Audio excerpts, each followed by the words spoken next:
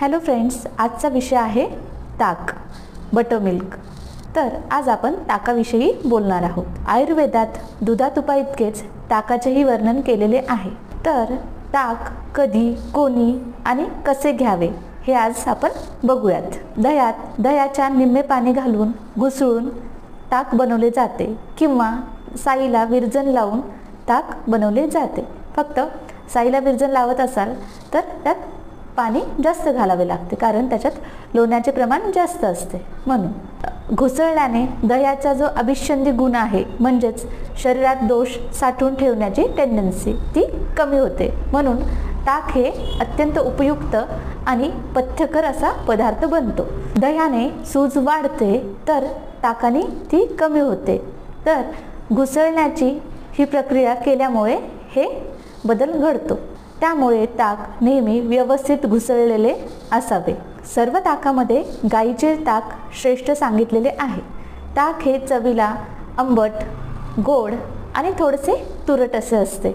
पचायला हलके असे आहे आणि ताक हे उष्ण गुणाचे आहे। शरीरात कोरडेपणा आणणारे, म्हणजेच शरीरात कफ कमी करणारे आणि भूक वाढवणारे आहे। आता बघूयात कुठल्या आजारामध्ये ताक उपयोगी पडते।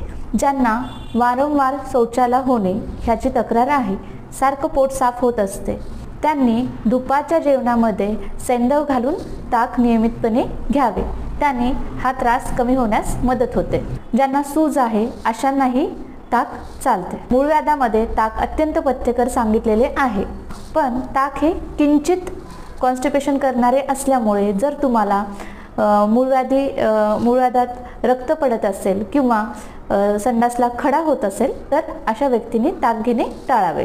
ज्यांना पोटाचे त्रास आहेत, म्हणजेच ज्यांना पचन व्यवस्थित होत नाही, अशांना ताक हे अत्यंत उपयोगी आहे। त्यामुळे अशा व्यक्तींनी दुपारच्या जेवणात निम्मे जेवण झाल्यावर ताक घ्यायला हरकत नाही। ताक सर्व शरीरातील कफ कमी करण्यास मदत करते, पण घशातला कफ वाढवते। म्हणून ज्यांना सगळ्या शरीरामध्ये कफ आहे त्यांनी ताक घ्यायला हरकत नाही। पण ज्यांना घशामध्ये कफाचा त्रास आहे किंवा घशाचे विकार आहेत अशांनी ताक घेऊ नये। आता बघूयात कुठल्या विकारामध्ये ताक घेणे टाळावे। ताक हे उष्ण गुणाचे असल्यामुळे ज्यांना उष्णतेच्या तक्रारी आहेत, म्हणजेच शरीरातील कुठल्याही मार्गाने रक्त जात असेल, म्हणजे नाकातनं रक्त जाणे किंवा पिरियड्समध्ये हेवी ब्लिडिंग होणे किंवा ब्लिडिंग पाईल्स असेल, अशा व्यक्तीने ताक घेणे टाळावे।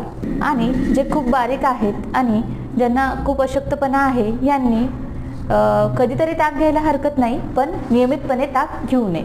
ज्यांना कुठल्याही प्रकारची जखम असेल अशा रुग्णांनी अजिबात ताक घेऊ नये। ताक थंड समजून उन्हाळ्यात घेतले जाते, पण ताक हे स्पर्शाने थंड जरी असले तरी गुणाने उष्ण आहे, म्हणून उन्हाळ्यामध्ये आणि ऑक्टोबरच्या गरमीमध्ये टाळावे। आता ताक कसे घ्यावे हे बघूयात। ज्यांना वाताच्या तक्रारी आहेत त्यांनी शेंदी लोण आणि ओवा घालून ताक घ्यावे। ज्यांना पित्ताचे विकार आहेत त्यांनी ताकात साखर घालून प्यावे। आणि ज्यांना कफाचे आजार आहेत त्यांनी ताकात मिरपूड, सुंठ, जिरं असं घालूनच ताक घ्यावे। एक महत्त्वाचा मुद्दा म्हणजे ताक हे नेहमी ताजे घ्यावे, शिळे ताक घेऊ नये। शक्यतो शिळे ताक अवॉइड करावे, कारण शिळ्या ताकाने दोष वाढतात। त्यामुळे नेहमी शक्यतो आदल्या दिवशी लावलेले ताक दुसऱ्या दिवशी सकाळी घेऊ शकता, पण फ्रीजमध्ये ठेवून ताक कधीही घेऊ नये। आणि ताकापासून जे आपण कढी बनवतो ती कफ आणि वात कमी करणारी आहे। कढी तुम्ही कधीतरी घेऊ शकता, पण वारंवार आणि जास्त प्रमाणात घेऊ नये आणि कढी शिळी कधीच घेऊ नये। ताक नेहमी दुपारच्या जेवणात किंवा दुपारी घ्यावे, रात्रीच्या जेवणात ताक कधीच घेऊ नये। तुम्हाला हा व्हिडिओ आवडला असेल तर नक्की लाईक करा व अशाच नवनवीन व्हिडिओसाठी चॅनलला सबस्क्राईब करा। धन्यवाद।